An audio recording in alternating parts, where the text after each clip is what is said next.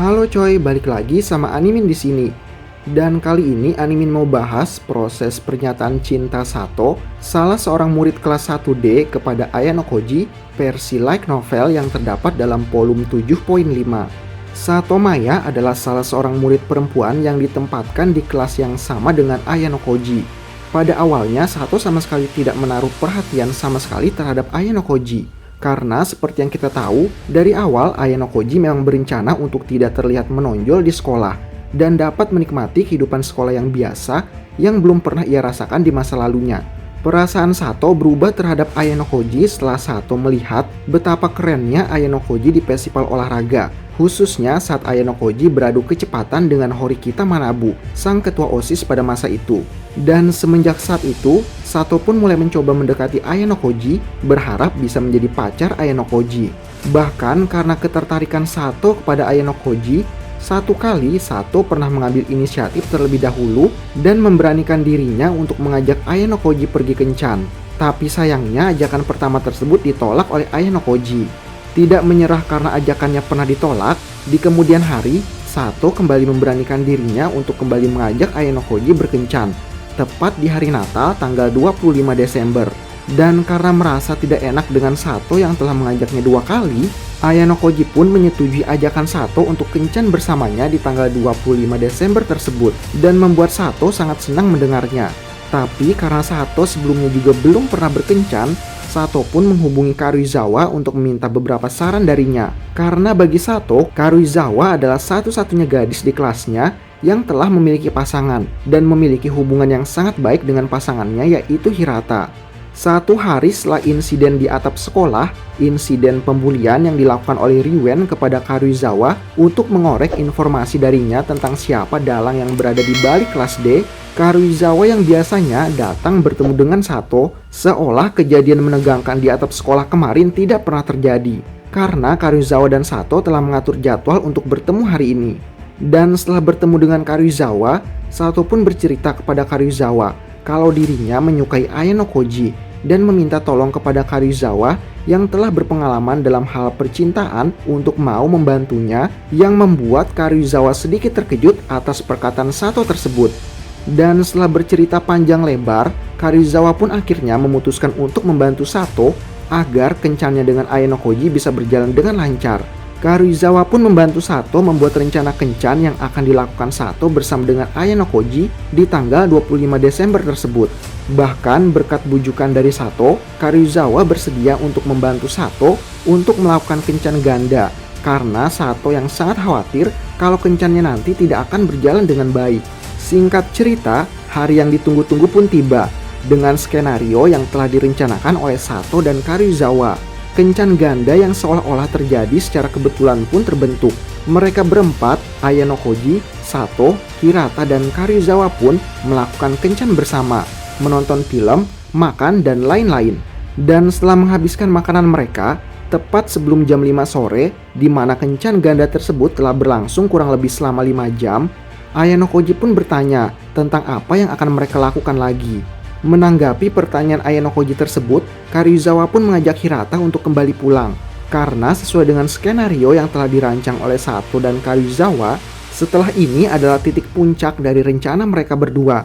Untuk itu, Karuizawa mengajak Hirata untuk kembali pulang, meninggalkan Sato berduaan dengan Ayano Koji. Setelah mengucapkan salam perpisahan, Karuizawa dan Hirata pun pergi pulang meninggalkan Sato dan Ayano Koji. Lalu Ayano Koji pun berkata kepada Sato, "Jadi, apa yang akan kita lakukan sekarang?" Sato menjawab, "Haruskah kita mengambil jalan memutar terlebih dahulu sebelum kembali pulang?" Mendengar usulan Sato, Ayano Koji yang tidak memiliki alasan khusus untuk menolak ajakan Sato pun menerimanya. Dan mereka berdua berjalan bersama mengambil jalan memutar untuk kembali ke asrama. Dalam keheningan di sepanjang jalan kembali ke asrama tersebut, Sato pun berkata, "Maaf karena tadi berubah menjadi kencan ganda. Karuizawa dan Hirata benar-benar luar biasa ya. Aura mereka sebagai pasangan benar-benar berbeda. Aku sangat mengagumi mereka." Mendengar kekaguman Sato kepada pasangan Karuizawa dan Hirata, Ayano Koji yang sebenarnya mengetahui kebenaran dari hubungan mereka berdua pun hanya bisa menyetujui pernyataan Sato tersebut. Lalu Ayano Koji berkata, "Terima kasih sudah mengundangku hari ini. Aku sangat bersenang-senang." Tapi tiba-tiba Sato malah menjawab, "Hei Ayano Koji, kamu tidak benar-benar bersenang-senang hari ini kan?" Ayano Koji yang benar-benar menikmati kencan ganda tersebut pun bertanya kepada Sato, "Mengapa kamu berpikir seperti itu?"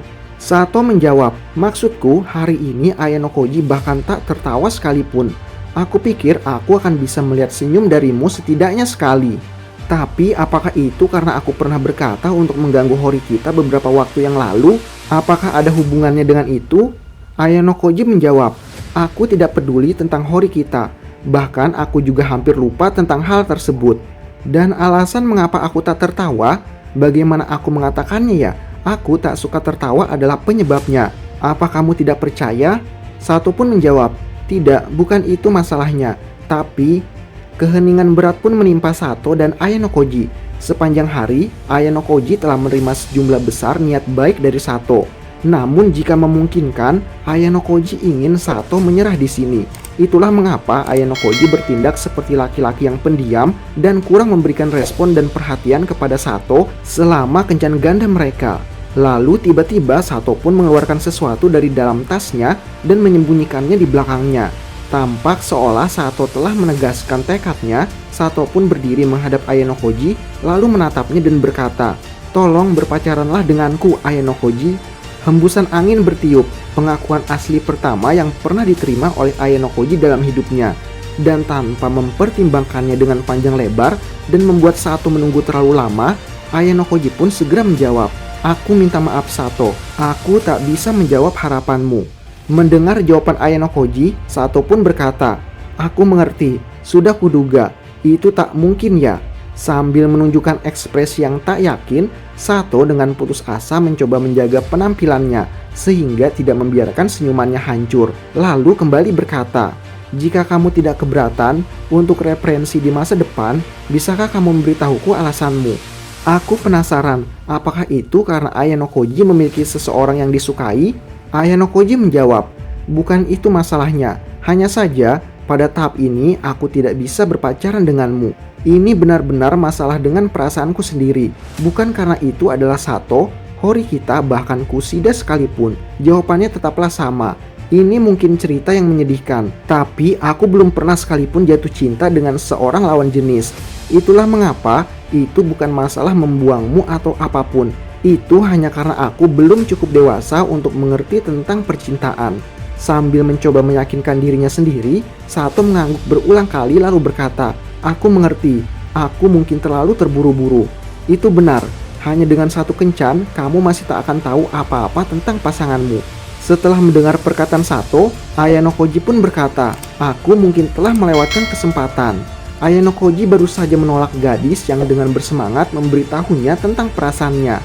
Bahkan Ayano Koji berpikir kalau itu adalah pilihan yang bodoh. Ayano Koji ingin menemukan seorang pacar dan menjalani kehidupan sekolah pada umumnya.